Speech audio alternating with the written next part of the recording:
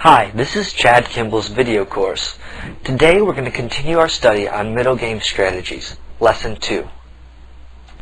Diagram 94 shows a position from a game Marshall versus Byrne.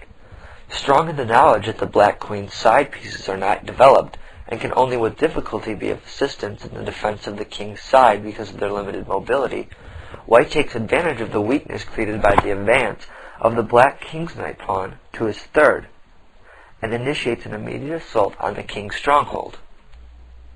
White moves pawn to king's rook 4, followed by black rook moving to king's 1. Then, the white pawn moves to rook 5. This forces open the rook's file. If the pawn were still at knight 2, here, black would simply let white push on to rook 6, and then reply with pawn to king's knight 3. Black then moves knight takes pawn, followed by the white rook taking the black knight. White concludes the game in brilliant style.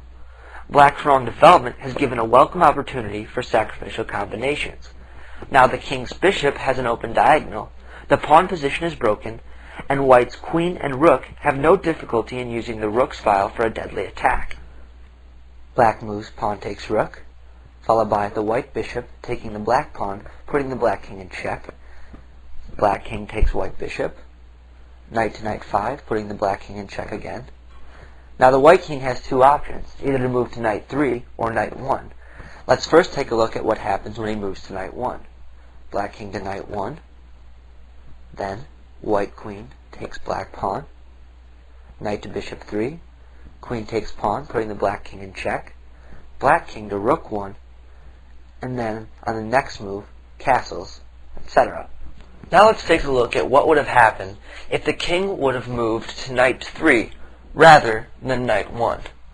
So black king moves king to knight 3, then white follows by moving his queen's knight to bishop 3, pawn to king's 4, knight to rook 4, putting black king in check, king to bishop 3, knight to rook 7, putting the black king in check again, king to king's 2, knight to bishop 5, check, king to king's 3, knight takes bishop, check, king to king's 2, knight to bishop 5, black king in check, king to king's 3, pawn to queen's 5, check, king takes knight, queen takes pawn, putting the black king in check yet again, black king to king's 5, white castles, followed by pawn to bishop 3 or rook to queen's 4 on his next move for white, putting black in checkmate.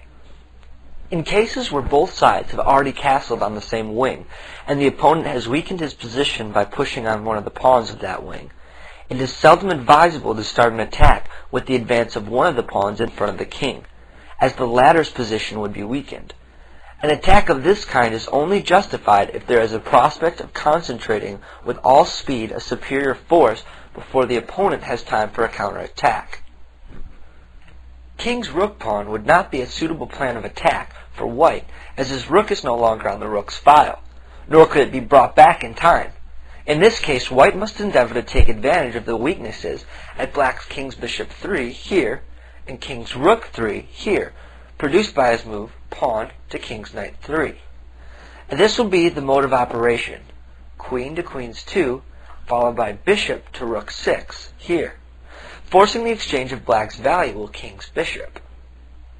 After that, the queen in conjunction with one of the knights will attempt to force an entry at king's bishop 6 or king's rook 6, as for instance in the following, the moves of which are taken from a game which is most instructive.